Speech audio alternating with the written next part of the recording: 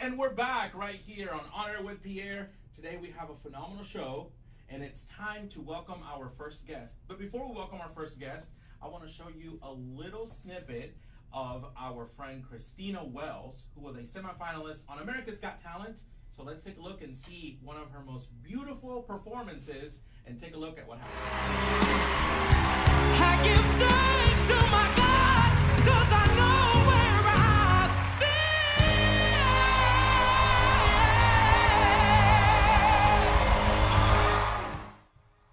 And we have right here live in the studio, please help me welcome Christina Wells. Hey! Thank you. Oh my gosh, Christina. So lots of beautiful moments from last year and lots of exciting things that are happening this year. Yes, a very exciting year. How are you? Tell me. I'm doing great, actually. Like, I just told my manager yesterday, I'm like, I really like my life now. Okay. I get to do fun things like this and go and visit and meet amazing people, and I get to sing every day. Every day. So whenever the whole process of being on the show was walk me through a little bit about you had to keep some things, like you couldn't announce some stuff. Oh, a whole lot of stuff couldn't announce. Right. So it's so funny because every day on my on your social media, Sure. it'll say this time last year, and I think about the fact that like this time last year I knew I was going to be on the celebrity judges audition for America's Got Talent, and in a few weeks I would have already gone because I went early in the spring. You guys didn't see it till the summer, but I actually had all of my auditions early in the spring. So you were doing all this work that nobody knew about. No one. That you couldn't say anything. Nope. And I know. I always tell people, if you want to know who can keep a secret, I can keep a secret. okay, so for our viewers, here's takeaway number one. Christina Wells can keep a secret. Yes, for you. she can. I can hold things like So nobody's listen, business. after we finish this segment, I've got a couple secrets. I'm Okay, gonna tell me. I'm So going to just- hold them for you. I got Okay. you. But yeah, so last year, doing the show and just going through the process, the first audition that you started to show there, I couldn't tell anyone. Like, you have this huge life-changing moment, and mum's the word, but I'm Right. really grateful and happy because So the that show... happened in the spring. So everybody saw it in June. And then coming into the summer is when Yes. people started. And then what happens from the different rounds from like the 8s to the 60 or the 16 Yeah. to the 8s? So 75,000 people auditioned for the show, and only about 200 or so actually get to see the celebrity judges. Okay. From there, to make it to the judges' cuts, about only 85 people Okay. go to that level. And then I made it to quarterfinals, which is what everyone calls the live rounds, which is where instead of pre-taping, it's actually happening as you watch it. Okay. And only 36 people went to that level. And then from there, I went to the semifinals, which only 20 people went to that level. Wow. So that's got to be nerve-wracking, right? Yeah, a little bit. I got Yeah. it's so crazy. I'm sorry. Go ahead. No, you tell me about how nerve-wracking it is, but also, we just launched the show, right? Yes. And Congratulations, by the way. Thank you very much. This is beautiful.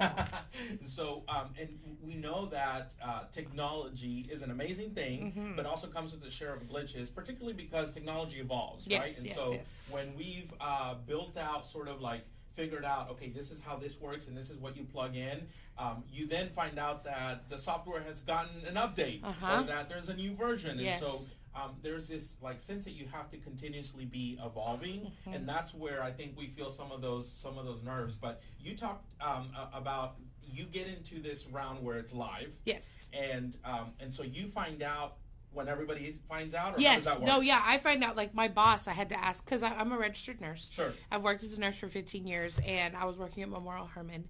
And my boss, I had to tell her that I'm going to be on a television show, and I need some time off. And she's like, do you know how long? And I'm like, well, I'll find out when you find out. Gotcha. Because I'll be on stage, and if they say I'm coming home, then I'm coming back to work. Sure. But they said I would make it onto the next level, so that I stayed in Los Angeles even longer. So Wow. What goes through your mind when we've all watched not just America's Got Talent, but a ton of shows where there's that moment of suspense. Yes. And what goes through your mind at that point in time? I think by the time I'm standing on that stage waiting to hear the announcements, for me, it's so much longer. Like I was dealing and being a part of the show for a year. Right. From start to stop. Sure. And so by the time you're standing there, I think I was always just like, if they send me home, I've been so blessed.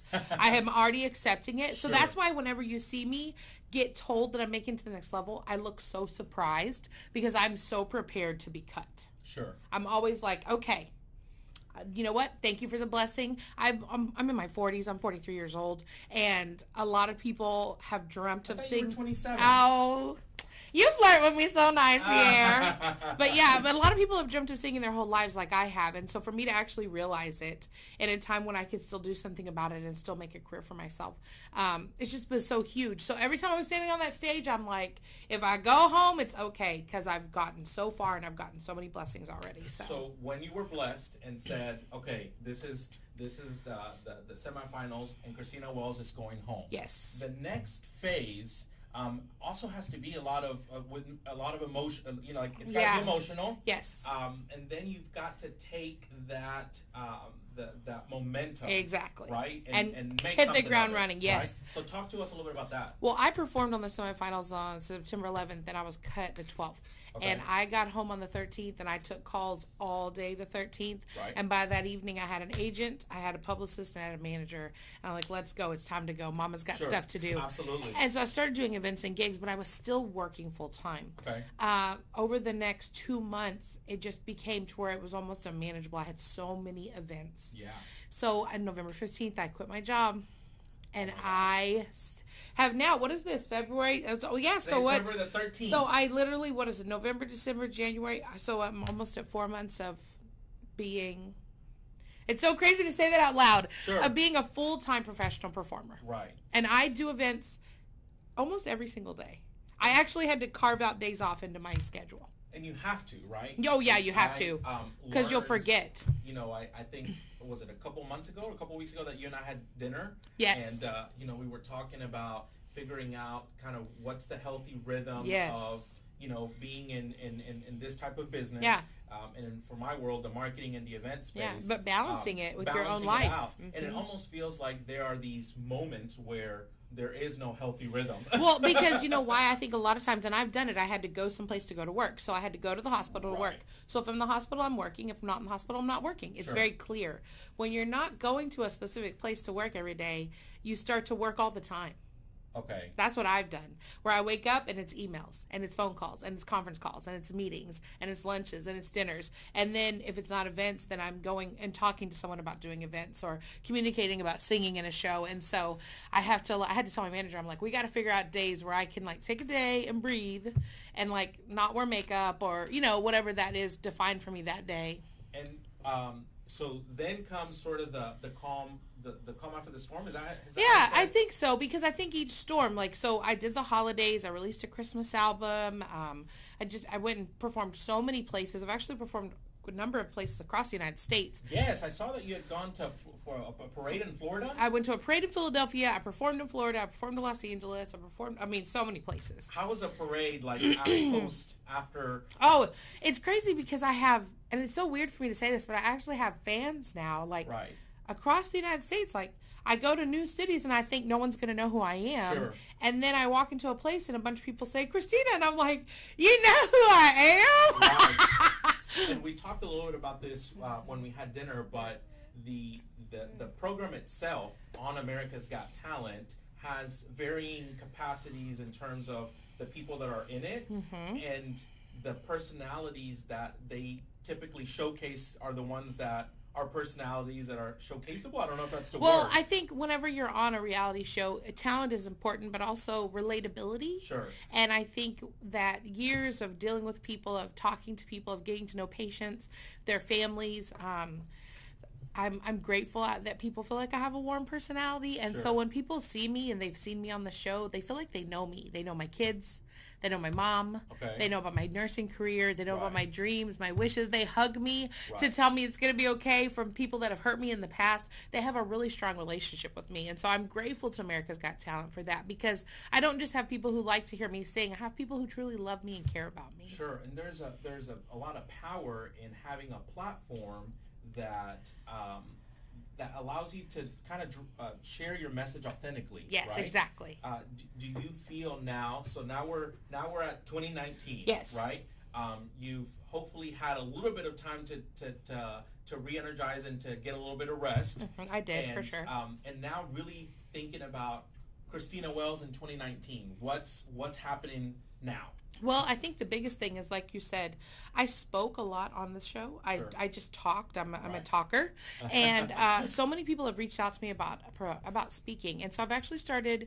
I call it motivationally singing, Okay. where I speak and I share. And we did this with the Bay Area Women's Conference that we did Absolutely. together, Yes. where I've been speaking at events and talking to people. Because one of the things that I've learned is I do have a platform. You know what that platform is? It's self-confidence.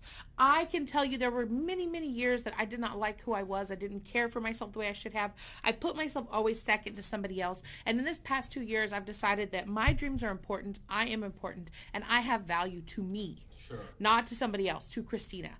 And so whenever I go out and I show people, if you're heavy, Sure. if you're a woman of color, a person of color, right? If you're a female and you feel like you have a powerless in your situations, whatever that is, a single mom, I want to let you know you have power in your life. You are important and you do matter. And so getting to go out and speak about that and then still get to sing. Like, I still get to sing when I'm done. Like, it's the best thing ever. So a little bit of singing and a little bit of talking. Yes. A little bit of singing and a little bit of Yeah, talking. exactly. And that's really such a profound message that I think is important for people to know, particularly after having spent some time on TV, is that you have to be confident and you have to love yourself. You do. And then it doesn't mean that. I think what we see a lot on TV, or what we see a lot on folks that are on the pedestal, are folks that don't look like the way we do. Exactly. Right? And Yes. so Yes, you're right. Boom. I look like the woman at the house. Sure. I say this all the time. Like, I say that 2018 was the year of the fat woman. And I'm not kidding at all, because as a big girl, I'm representing for women who, I mean, if you're not a size 10 or 12, there's nothing wrong with being a size 10 or 12. But if Sure. you're not that, Right. if you're bigger than that, and you look on your TV and you see me, then you might think, oh, I could do that. Right. You know what I'm saying? It opens doors in your mind. You were sharing that you've had little girls come to you when you show up at events that are in line, Yes. coming to you because they want to say thank you. Well, they identify with me. Sure. And I think I joke and say that I'm the queen of the others. If you felt like you're an outsider or an other, Sure. right? If that's the cool group and you're over here, Right. I'm like that leader for them to say, no, we have a place. And so a lot of little girls will tell me, they're like, people make fun of me or they make me feel different, and I knew you'd understand. I had one little girl who came to meet me. It was through the Make-A-Wish Foundation, and she actually came to meet me, and she had had some physical changes from her health issues. And she said to me, people tell me I'm the wrong size or my body doesn't look right, and I knew you'd understand. Wow. What a beautiful message, Christina. And I think part of the reason why, or a big part of the reason why you've been able to build the fan base that you have, is because you're so authentic in sharing that message. Thank and you. It resonates with people.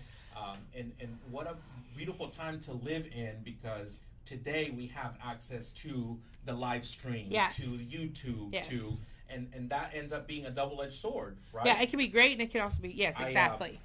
You may have heard me talk about our first year that we did our women's conference. We had a young lady named Lizzie Velasquez. Yes, I know Lizzie. Who, I don't know if you know her story, Yes. but she went on YouTube to find a video that was called "The World's Ugliest Woman," and when she clicked on it, the video was about her. Yes. Right, and so we have these beautiful opportunities to leverage a platform that can really impact somebody's life. Yes. And we're so thankful to have been able to meet you, and I'm so grateful to be able to call you a friend. We are, definitely. Tell me a little bit about, before we go to commercial break, what's happening with Christina Wells this summer, this spring. What projects do you have that we can be on the lookout for? Well, I guess a quick summary, I'm working on releasing an original album this year. Ooh, a new album. Christina music, pure Christina music. I'm also working on a fashion line for plus size women. Okay. I'm very passionate about sharing. I don't know if you know this, but I make a lot of my clothing. Yes, I shared I that. actually make all of my performance wear, all my Okay. gowns. Okay. And so I am actually started designing recently.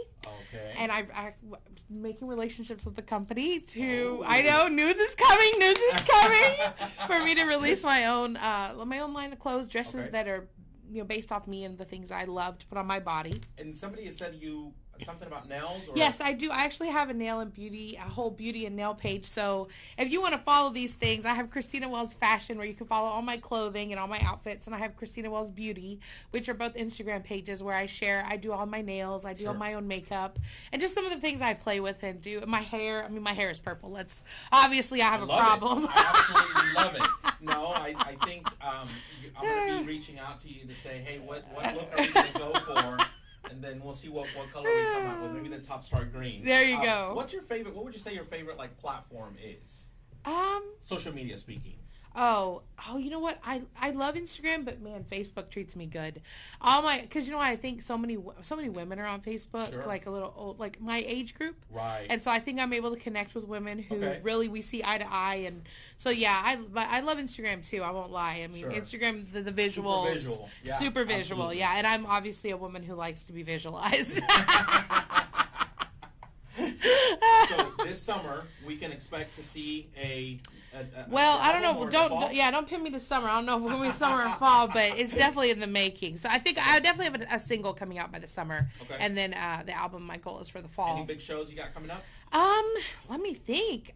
Big shows that I'm doing. I'll do so many private events. Right. That sometimes, and also I'm a surprise. If you want, have Christina come out, share her story, and sing. Yes. And let me tell you, she can sing. We were just doing a little audio check earlier, and the whole office, the whole studio was just like, whoo. And so that's the power of Christina Wells right there. Thank you. Christina, thank you so much for coming to spend some time with us. We're going to take a short commercial break, and when we come back, we are going to talk with Sarah Martin of the American Heart Association. And stay tuned, because at the end, Christina's going to be singing for us. Thank you so much, Christina, for being on the show with us. We'll be right back.